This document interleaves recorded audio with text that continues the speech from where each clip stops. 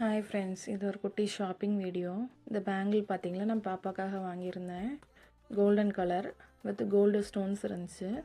நல்லா அழகாக இருந்துச்சு. இதோட மாடல் வந்துட்டு எப்படி இருக்குன்னு பாருங்கள், நல்லாயிருக்கா? இந்த பேங்கிள் எனக்காக வாங்கியிருந்தேன். நல்ல பர்பிள் கலர் வித் கோல்டு.